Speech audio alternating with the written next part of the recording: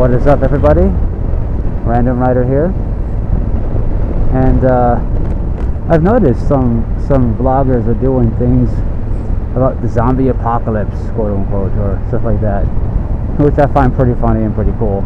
I find it funny because I had a video like that I was going to put up, but I couldn't get it to, off the camera properly. Like every time I did, there was a problem with it. But anyway, that's not even the real reason. The real reason is I like to see, even if it's done in jest, talk about the zombie outbreak, because whether or not you believe it's going to happen at some point or has the potential to happen, the idea of thinking about how to survive a zombie outbreak, or as people call it, an apocalypse, is good to think about. So why am I saying this?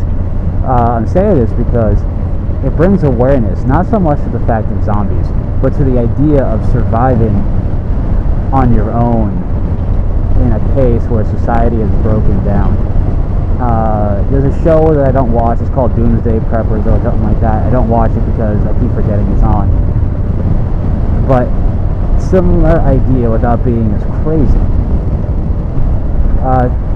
Thinking about the zombie outbreak or zombie apocalypse, if you want to call it that, you start to think about your area.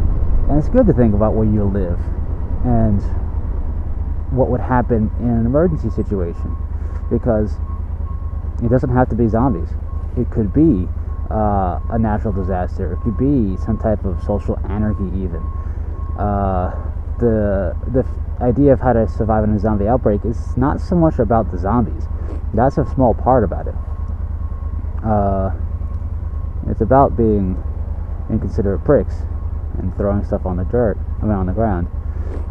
But it's about knowing how to survive in your area when society won't be there for you. There won't be any cops to regulate laws. There won't be any ambulances to take you to a hospital. There won't be any hospitals or doctors to treat you.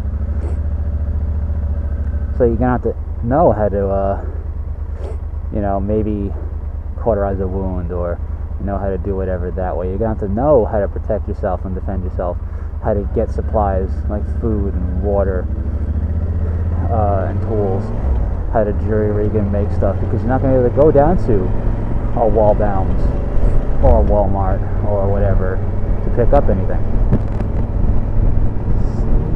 So that guy way back, that was pretty cool. So it's definitely worth it. I think, to think about it.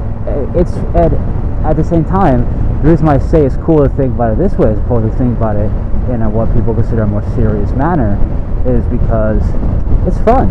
It's fun to think about what happens during a zombie outbreak. People are fascinated by zombies. The idea of extinction event that comes from your next door neighbor or your potential best friend or whatever it is, because zombies are so human yet inhuman at the same time. On top of that, there's games and there's shows and there's movies on zombies. All of which you're able to test your knowledge and figure out, if I was there, I would have done this differently, or this, that, and the other thing.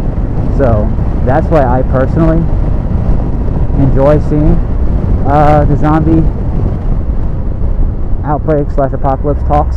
They're great, even in jest, because what do people do with it? They talk, they think, they make a plan, and hopefully they're savvy enough to realize if in an event or social order breaks down, you'll be able to take some of these, fun talks on zombie survival and apply it even though there's no zombies.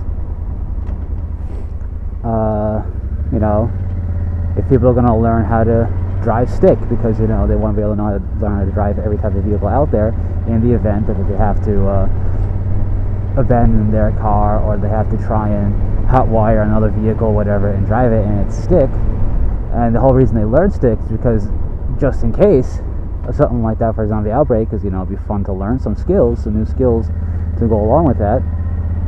That's great. because in the event they need to know how to drive stick in an emergency, they'll be able to. If somebody's learning how to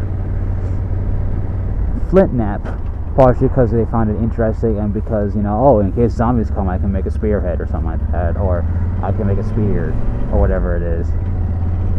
And now you're in a survival situation where you have to rely on foraging and scavenging in even amongst here, like a suburban area. You have a skill set that people don't have now. So that's why I find it cool.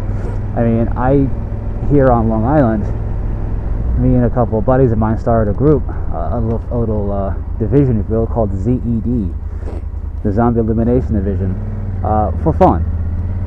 The concept of zombie survival and zombie survival awareness has always been kind of a fun thing. So that's why we created it. And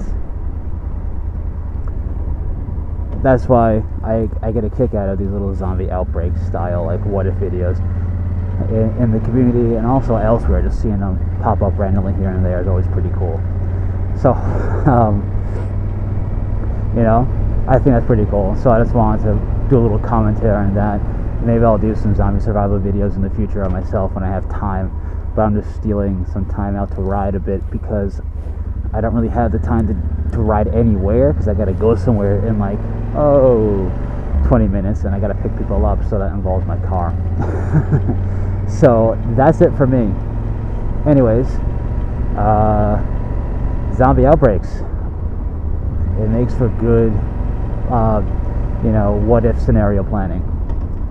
Anyway, that's it. Take it easy.